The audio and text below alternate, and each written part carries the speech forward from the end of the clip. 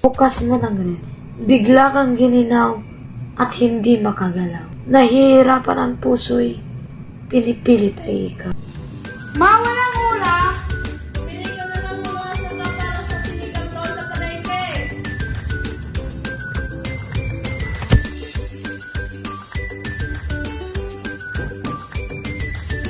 Ito, pero...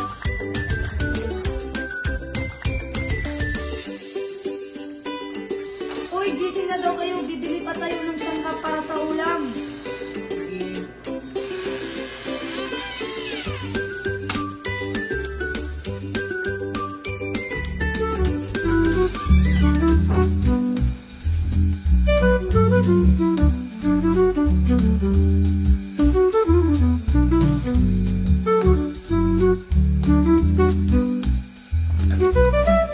Kapatid, anong ginawa nila sa iyo?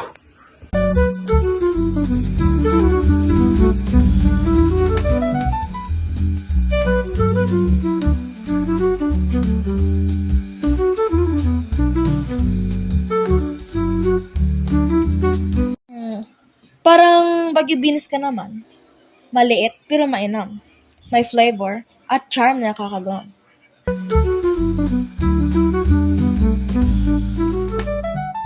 Sili? Parang sili ka. Sa una kaya pa. Pero habang tumatagal, pahirap ng pahirap huminga.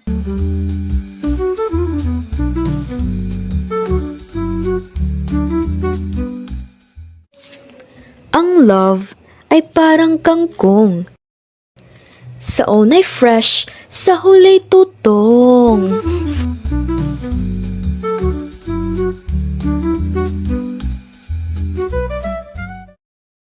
Sinigang mix.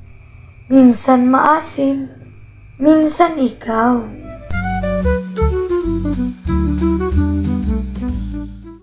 Talon ka ba? Kasi ang laki ng problema mo sa buhay.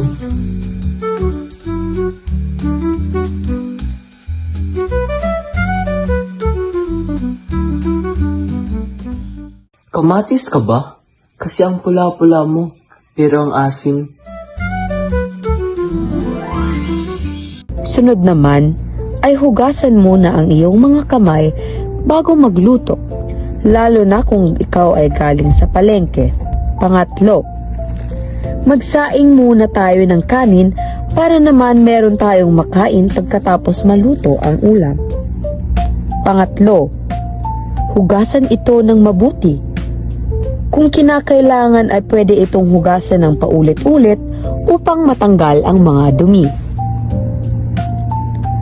Pang-apat, lagyan ito ng tamang dami ng tubig at isaksak o i-on ang kalan o lutuan upang ito'y maluto. Habang hinihintay maluto ang kanin, isunod naman natin ang lulutuin nating ulam. Kapag naluto na ang ating kanin, pwede na nating alisin sa saksakan ang rice cooker o i-off ang kalan. Pagkatapos ay ihain na ang kanin. Pagkatapos nito ay pwede na nating isunod ang paghuhugas ng mga biniling sangkap tulad na lamang ng karne at mga gulay. Pagkatapos mong hugasan ang mga gulay at karne, pwede mo nang simula ng paghihiwa dito. Hiwain ang karning baboy sa iyong gustong sukat. Disclaimer lang ha, ang lahat na gagamitin na sangkap ay nakadepende sa inyo kung paano mo ito lulutuin. Pagkatapos mong hiwain ang baboy, ay pwede mo na ring hiwain ang sibuyas, bawang, kamatis, talong, kangkong, Baguio beans at sili. Pagkatapos nito ay pwede ka nang magsimulang magpakulo ng tubig sa kaserola na gagamiting lutuan. Ilagay ang kaserola na may tubig sa kalan. Takpan ito at hintayin kumulo ng 2 minuto. Pagkatapos naman ay pwede na nating ilagay ang kamatis. Pagkatapos nito ay pwede na nating ilagay ang mga kamatis, bawang at sibuyas.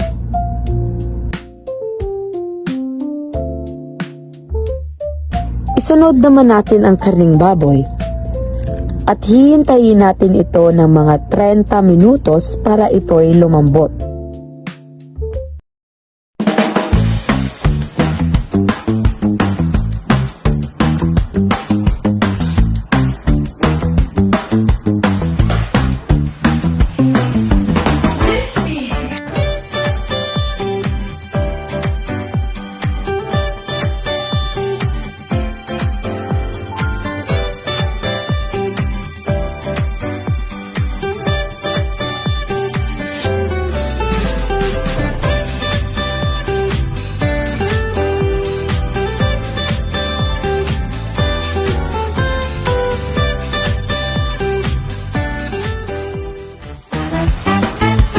Trisha?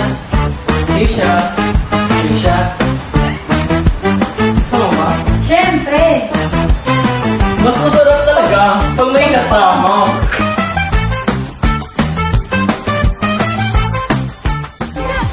With Nesty from Nestle.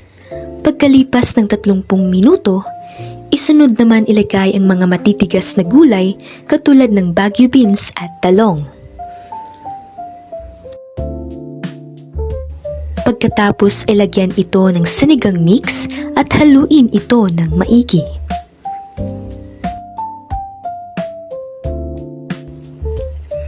Makalipas ang ilang minuto, ilagay naman ang gulay na malalambot katulad ng kangkong. Sunod naman ay tikman ito kung sakto na ba ang lasa at kung luto na ba.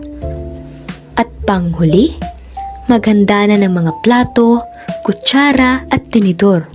Sunod ay ilagay o ihain na sa mesa ang ulam na sinigang at kanin.